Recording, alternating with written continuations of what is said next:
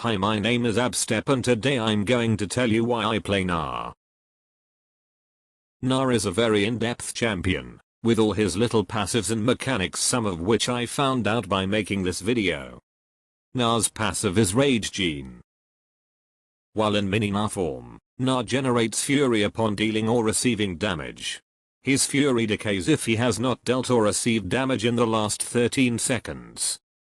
When Gnar reaches 100 fury, he gains access to 4 new abilities. After either 5 seconds or upon casting an ability, Gnar transforms into Mega Gnar for 15 seconds while his fury depletes. Once his fury is exhausted, Gnar reverts back into mini Gnar, attaining the same health percentage and become tired out for 15 seconds. Meaning you can't build fury right after you transform from Mega to Mini.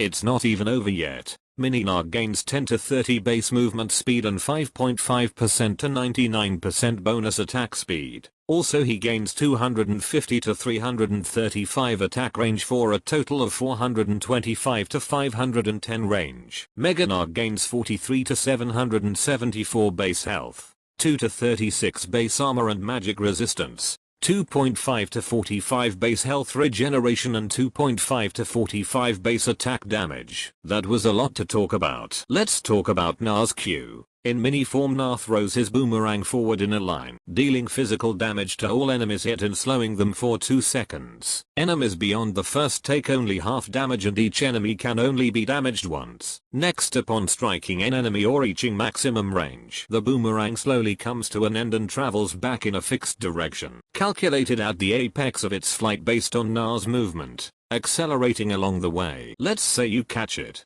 The boomerang's cooled down and reduced by 45. 50, 55, even up to 60% when at max level. Insane. That's a lot of kitting. But there's still more. In mega form, Gnar throws a boulder that stops when it hits an enemy, dealing physical damage to all nearby enemies and applying a slow. If you pick up the boulder, the cooldown is reduced by 60%. Gnar's W is when Gnar basic attacks and damaging abilities apply marks to the enemy units, staking up to 3 times. The third mark consumes all the marks on the target, dealing magic damage and grants Gnar bonus movement speed that decays over 3 seconds. So this will be the second abilities you max for kitting. BTW, this is a passive, not an active, but Mega Gnar's W is an active, and upon activating, Gnar slams his fist into the ground, dealing physical damage and stunning the enemies in a large area in front of him for 1.25 seconds. Gnar's E is Hop.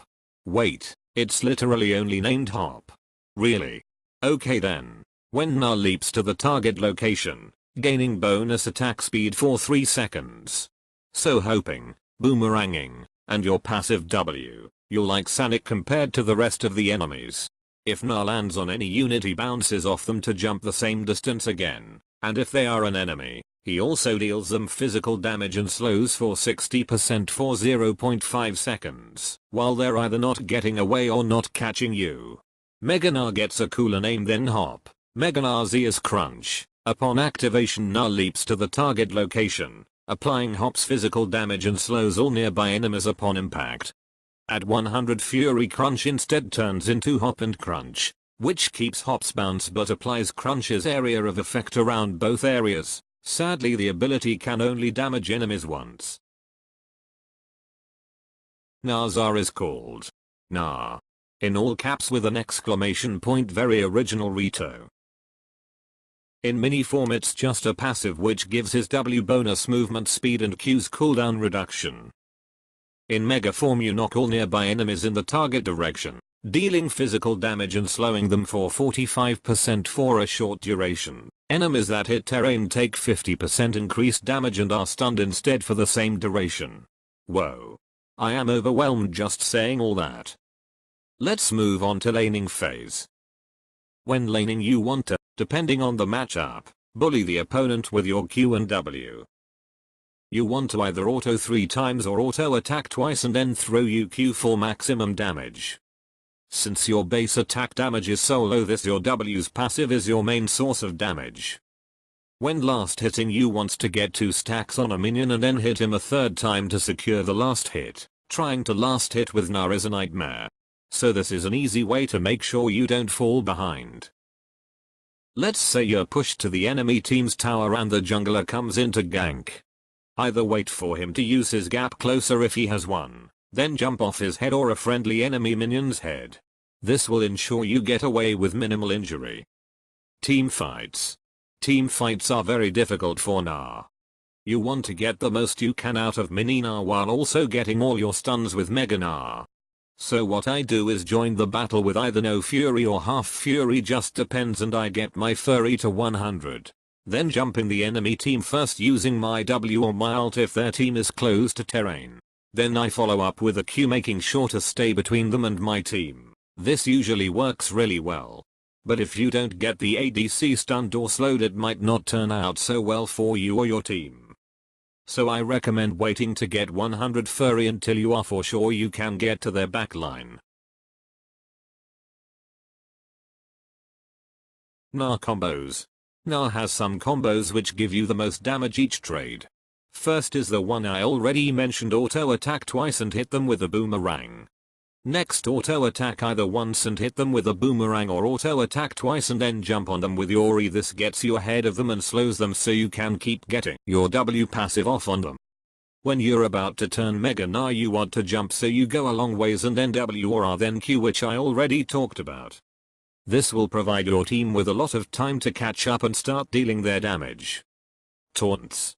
Gnar has some of the cutest taunts in the game. And often if you spam them will get the enemy so mad they get baited into a gank. I personally love his laugh.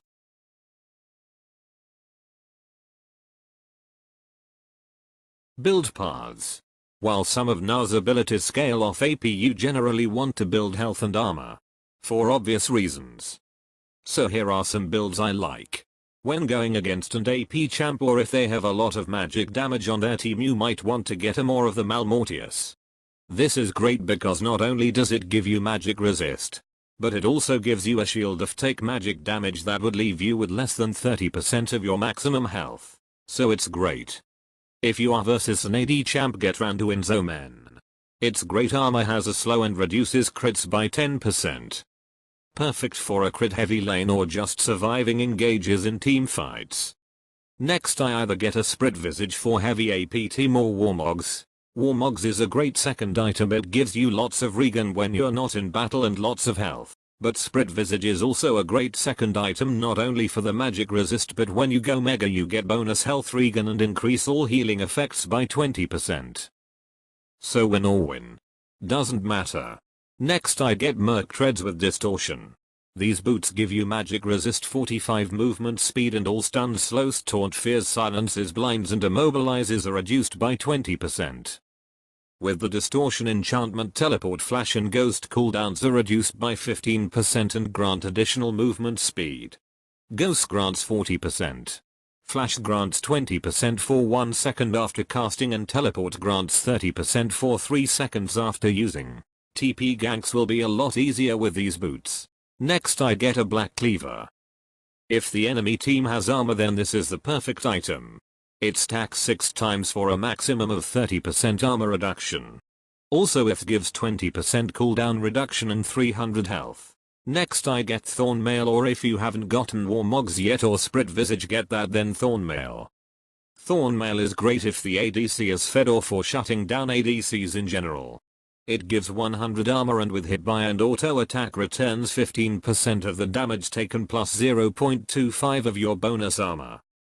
So that ADC will hurt himself while trying to kill you. It makes him not want to focus you. Well, that concludes my video on why I like to play Gnar.